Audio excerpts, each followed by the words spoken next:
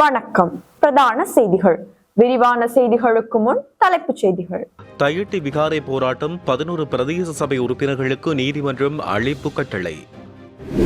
தையிட்டுக்கு எதிராக வெடிக்கவுள்ள மாபெரும் போராட்டம் விடுக்கப்பட்டுள்ள அழைப்பு.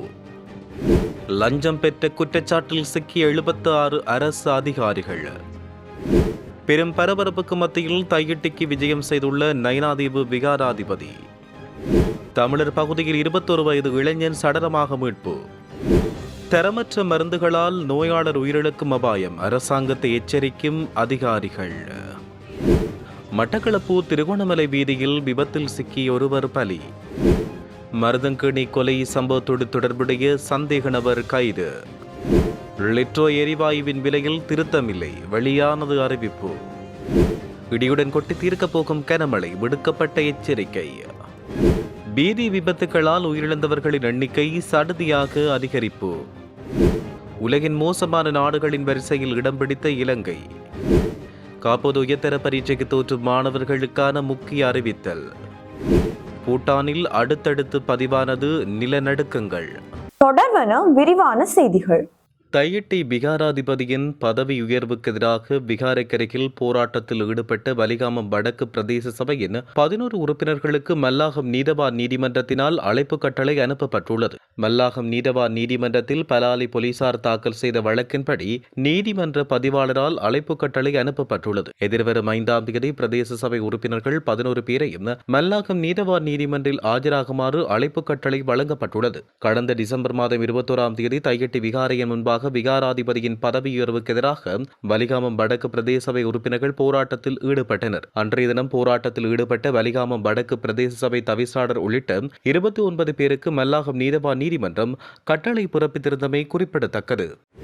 தையிட்டி விகாரைக்கு எதிராக முன்னெடுக்கப்படவுள்ள போராட்டத்துக்கு அழைப்பு விடுக்கப்பட்டுள்ளது. வடக்கு மாகாண காணி உரிமைக்கான மக்கள் இயக்கத்தின் தலைவர் இந்த அழைப்பினை விடுத்துள்ளதாக தெரிவிக்கப்படுகிறது. ஊடகங்களிடம் கருத்து தெரிவித்த பொழுதே மக்கள் இயக்கத்துக்கான தலைவர் ரத்தினசிங்க முரளிதரன் இந்த கோரிக்கையை விடுத்தார். இந்நிலையில் தையிட்டி சட்டவிரோத விகாரைக்கு எதிராக எதிர்வரும் 3ஆம் தேதி இடம்பெறவிருக்கின்ற எதிர்ப்பு போராட்டத்திற்கு கட்சிகள், மத தலைவர்கள், சிவில் அமைப்பின் பிரதிநிதிகள் மற்றும் பொதுமக்கள் அனைவரையும் கலந்து கொண்டு எதிர்ப்புகளை பதிவு செய்யுமாறும் அவர் தெரிவித்தார். அத்துடன் சிங்கள மற்றும் இஸ்லாமியர்கள் தமக்கொரு பிரச்சனை வரும்போது தங்களின் பிரிவினைகளை மறந்து ஒற்றுமையாக ஒன்று சேர்ந்திருப்பதாகவும் அவர் இதன் பொழுது சுட்டிக்காட்டியிருந்தார். 2025 லஞ்சம் வாங்கிய குற்றச்சாட்டில் 76 அரசு அதிகாரிகள் கைது செய்யப்பட்டதாக லஞ்சம் அல்லது ஊழல் குற்றச்சாட்டுகளை விசாரிக்கும் ஆணைக்குழு தெரிவித்துள்ளது. கைது செய்யப்பட்டோரில் பெரும்பாலானவர்கள் காவல்துறை அதிகாரிகள் என்று அந்த ஆணைக்குழு சுட்டிக்காட்டியுள்ளது. அதன்படி மொத்தம் 24 காவல்துறை அதிகாரிகள் கைது செய்யப்பட்டுள்ளதாக தெரிவிக்கப்படுகின்றமை குறிப்பிடத்தக்கது. தையிட்டி விவகாரம் தற்பொழுது பேசுபொருளாகியுள்ள நிலையில் நயினாதீவு விகாரையின் விகாராதிபதி நவதலக பதும தலைமையிலான பௌத்த பிக்குகள் இன்றைய தினம் தையிட்டிக்கு விஜயம் ஒன்றை மேற்கொண்டுள்ளனர். இவ்வாறு விஜயம் செய்த குழுவினர் அங்குள்ள காணியின் உரிமையாளர்கள் மற்றும் பொதுமக்களுடன் கலந்துரையாடலில் ஈடுபட்டனர். குறித்த விகாரையானது தனியார் காணிகளை சுவீகரித்து சட்டவிரோதமாக கட்டப்பட்டுள்ளதாக தெரிவித்து தொடர்ச்சியாக போராட்டம் முன்னெடுக்கப்பட்டு வருகிறது. அந்த வகையில் நாளை ஒரு போராட்டம் முன்னெடுக்கப்பட உள்ளது. கடந்த போராட்டத்தில் கலந்து கொண்ட சைவ மதகுரு, பிரதேச சபை தவிசாளர் மற்றும் உறுப்பினர்கள் என 5 கைது செய்யப்பட்ட விடயம் பெரும் சர்ச்சையினை ஏற்படுத்தியிருந்தது. அந்த வகையில் குறித்த குழுவானது இன்றைய தினம் அங்கு விஜயம் செய்துள்ளமை பெரும் எதிர்பார்ப்பை ஏற்படுத்தியுள்ளதாக தெரிவிக்கப்படுகிறது. தமிழர் பகுதியில் வர்த்தக நிலையத்திற்கு முன்பாக இளைஞர் ஒருவர் சடலமாக மீட்கப்பட்டுள்ளார். மட்டக்களப்பு அரசடியில் உள்ள வர்த்தக நிலையத்துக்கு முன்பாக இளைஞனின் சடலம் மீட்கப்பட்டதாக காவல்துறையினர் தெரிவித்தனர். அக்கரைப்பத்து பகுதியைச் சேர்ந்த 21 வயதுடைய முகுந்தன் சந்தோஷ் என்பவரை சடலமாக மீட்கப்பட்டார். கொழும்பிலிருந்து வருகை தந்து அக்கரைப்பற்றுக்கு செல்லவிருந்த நிலையில் இவ்வாறு தவறான முடிவெடுத்து அவர் உயிரிழந்துள்ளதாக தெரிவிக்கப்படுகிறது. நேற்று இரவு 11 மணி வரை தங்களுடன் தொடர்பில் இருந்தவர் இவ்வாறு சடலமாக மீட்கப்பட்டதாக உயிரிழந்தவரின் தந்தை தெரிவித்துள்ளார். தரமற்ற மருந்துகளால் நோயாளர்களின் உயிருக்கு பாதுகாப்பற்ற நிலை உருவாகியுள்ளதாக அரசு மருத்துவ கூட்டுத்தாபனம் தெரிவித்துள்ளது. அரச மருத்துவ அதிகாரிகள் சங்க உறுப்பினர் பிரசாத் கொலம்பகே இதனை தெரிவித்தார். சுகாதாரத்துறையில் எழுந்துள்ள நெருக்கடிகள் தொடர்பாக அரசு மருத்துவ அதிகாரிகள் சங்கத்தில் நடைபெற்ற செய்தியாளர் சந்திப்பில் அவர் மேற்கண்டவாறு குறிப்பிட்டார். தரமற்ற மருந்துகளால் நோயாளர்கள் உயிரிழந்தமையால் மருத்துவமனை கட்டமைப்பில் பணியாற்றும் மருத்துவர்கள் பெரும் சிரமத்தை எதிர்நோக்கி வருகின்றார்கள். நோயாளர்களுக்கான மருந்துகளை பரிந்துரைக்கும் போது அதன் தரம் தொடர்பில் இருமுறை சிந்திக்க வேண்டியுள்ளது. மருந்துகளின் தரம் தொடர்பான கருத்துக்களை அரசு தரப்பு தவிர்த்து வருகிறது. பொறுப்பு கூறலில் இருந்து விலகியுள்ளது. நாட்டிலிருந்து பெரும்பாலான மருத்துவர்கள் வெளியேறியுள்ள நிலையில் மருத்துவமனைகளில் பெரும் வெற்றிடம் உருவாக்கியுள்ள போதும் மருத்துவர்களுக்கான நியமனங்களை வழங்குவதில் காலதாமதம் ஏற்படுத்தப்பட்டு வருவதாக அவர் குற்றச்சாட்டொன்றினை முன்வைத்துள்ளார். மட்டக்களப்பு திருகோணமலை வீதியில் விபத்தில் சிக்கி ஒருவர் உயிரிழந்தார். இந்த சம்பவம் நேற்று பதிவாகியுள்ளது. மட்டக்களப்பு திருகோணமலை வீதி காயங்கேணி 43ஆம் கட்டையில் இந்த விபத்து ஏற்பட்டது. எவெஞ்சர் ரக மோட்டார் சைக்கிள் ஒன்று இவ்வாறு விபத்துக்குள்ளானது. சம்பவம் தொடர்பில் மேலதிக விசாரணைகளை காவல்துறையினர் மேற்கொண்டு வருகின்றனர். யாழ்ப்பாணம் வடமராட்சி கிழக்கு மருதங்கணி பகுதியில் நேற்று கத்திக்குத்து கிழக்காகிய தவனேசன் என்ற 40 வயது ஆணொருவர் பலியாகியுள்ள சம்பவத்தோடு தொடர்புடைய சந்தேக நபர் ஒருவர் மருதங்கணி போலீசாரினால் கைது செய்யப்பட்டுள்ளார். இந்த சம்பவம் நேற்று பிற்பகல் 5 மணிக்கு மருதங்கணி வீரபத்திரர் கோயிலை அண்மித்த பகுதியில் இடம்பெற்றதாகவும் கத்திக்குத்து கிழக்கானவர் பருத்தித்துறை பிரதேச சபையின் உறுப்பினர் ஜெனிட்டாவின் கணவர் என்றும் தெரிவிக்கப்பட்டுள்ளது. கொலை செய்யப்பட்டவர் மருதங்கணி பகுதிக்கு சென்று கொண்டபோது வழிமறித்து கத்தியால் குத்தப்பட்டுள்ளார். கத்திக்குத்து கிழக்கானவரை மருதங்கணி மருத்துவமனைக்கு கொண்டு சென்றபோது அவர் உயிரிழந்துள்ளார். இந்த மாதத்தில் லிட்டோ சமையல் எரிவாயு விலையில் திருத்தம் மேற்கொள்ளப்பட மாட்டாதென்று தெரிவிக்கப்பட்டுள்ளது. உலக சந்தையில் நிலவும் நிலவரங்களின்படி எரிவாயு விலை அதிகரிக்க வேண்டிய தேவை இருந்த போதிலும் நாட்டில் நிலவும் சூழ்நிலைகளை கருத்தில் கொண்டு இந்த நேரத்தில் விலை திருத்தத்தை மேற்கொள்ளவில்லை என்று அந்த நிறுவனத்தின் பேச்சாளர் தெரிவித்தார். அதற்கமைய 12.5 கிலோகிராம் நிறையுடைய லிட்டோ சமையல் எரிவாயு 3690 ரூபாவுக்கு விற்பனை செய்யப்பட உள்ளதாக தெரிவிக்கப்படுகின்றது. இலங்கைக்கு கிழக்கே வளிமண்டலத்தின் கீழ் அடுக்குகளில் ஒரு தளம்பல் நிலை உருவாகி வருவதால் நாட்டின் வடக்கு கிழக்கு மற்றும் மூவா மாகாணங்களில் பெய்யும் மழையானது தொடர்ச்சியாக பெய்யும் என்று தெரிவிக்கப்பட்டுள்ளது. இந்த விடயத்தினை வளிமண்டலவியல் திணைக்களம் இன்று வெளியிட்ட அறிக்கையில் கூறியுள்ளது. கிழக்கு மத்திய வடமத்திய மற்றும் மூவா மாகாணங்களிலும் அம்பாந்தோட்டை மாவட்டத்திலும் அவ்வப்போது மழை பெய்யக்கூடும். மத்திய மற்றும் மூவா மாகாணங்களிலும் மட்டக்களப்பு மற்றும் அம்பாறை மாவட்டங்களிலும் சில இடங்களில் 75 மில்லிமீட்டருக்கும் அதிகளவில் பலத்த மழை பெய்யக்கூடும். ஏனைய பகுதிகளில் பிற்பகல் 2 மணிக்கு பின்னர் ஆங்காங்கு மழை அல்லது இடியுடன் கூடிய மழை பெய்யக்கூடும் என்று தெரிவிக்கப்பட்டுள்ளமை குறிப்பிடத்தக்கது.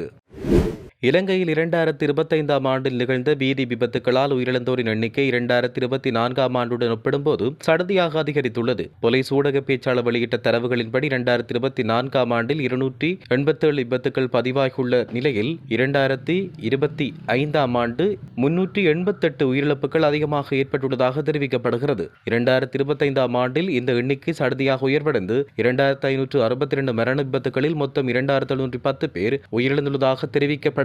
குறிப்பிடத்தக்கது. உலகில் வாழ்க்கை தரம் குறைந்த நாடுகளின் வரிசையில் இலங்கை 2ஆம் இடத்தை பிடித்துக் கொண்டுள்ளது. 2025ஆம் ஆண்டுக்கான உலகின் வாழ்க்கை தரம் மிகவும் குறைந்த நாடுகளின் பட்டியல் வெளியிடப்பட்டுள்ளது. இந்த தர வரிசையில் நைஜீரியா முதலிடத்தை பெற்றுக் கொண்டுள்ளது. உலகின் மோசமான வாழ்க்கை தரத்தை கொண்ட நாடுகளின் வரிசையில் நைஜீரியா முதலிடத்தையும் இலங்கை 2ஆம் இடத்தையும் பங்களாதேஷ் 3ஆம் இடத்தையும் பெற்றுக் கொண்டுள்ளது. வாழ்க்கை தரம் மோசமான நாடுகளின் வரிசையில் நைஜீரியா 0 புள்ளிகளுடன் முதலிடத்தையும் 61 புள்ளிகளுடன் இலங்கை 2ஆம் இடத்தையும் 73 புள்ளிகளுடன் பங்களாதேஷ் 3ஆம் இடத்தையும் பெற்றுக் கொண்டுள்ளமை குறிப்பிடத்தக்கது. 2025ஆம் ஆண்டுக்கான கல்வி பொது தராதர உயர்தர பரீட்சையின் மீதமுள்ள பகுதியை ஜனவரி மாதம் 12ஆம் தேதி மீண்டும் தொடங்க முடிவு செய்யப்பட்டுள்ளதாக கல்வி அமைச்சு அறிவித்துள்ளது. அதன்படி பரீட்சை தொடர்பான அனைத்து தொடர்புடைய விவரங்களும் அடங்கிய சுற்றறிக்கை இன்று வெளியிட திட்டமிட்டுள்ளதாக அந்த அறிக்கையில் குறிப்பிடப்பட்டுள்ளது. இந்த முடிவின்படி ஜனவரி 12ஆம் தேதி தொடங்கும் உயர்தர பரீட்சையின் மீதமுள்ள பாட வினாத்தாள்களை ஜனவரி 20ஆம் தேதி வரை நடத்த பரீட்சை திணைக்களம் திட்டமிட்டுள்ளது. இதற்காக நாடு முழுவதும் உள்ள பரீட்சை மையங்கள் மீண்டும் தயார் செய்யப்பட்டுள்ளதாக பரீட்சைகள் வழக்கமாக நடைமுறையின்படி நடத்தப்படும் என்றும் தெரிவிக்கப்பட்டுள்ளது. ஆகவே பரீட்சை மையங்களுக்கு செல்லும் போது தேவையான அனைத்து வழிமுறைகளையும் பின்பற்றுமாறு அமைச்சகம் மாணவர்களை கேட்டுக் கொண்டுள்ளது. மேலும் புதிய அட்டவணையின் விவரங்கள் சுற்றறிக்கை மூலம் அதிபர்கள், ஆசிரியர்கள் மற்றும் மாணவர்களுக்கு தெரிவிக்கப்படும் என்றும் கல்வி அமைச்சானது மேலும் தெரிவித்துள்ளது.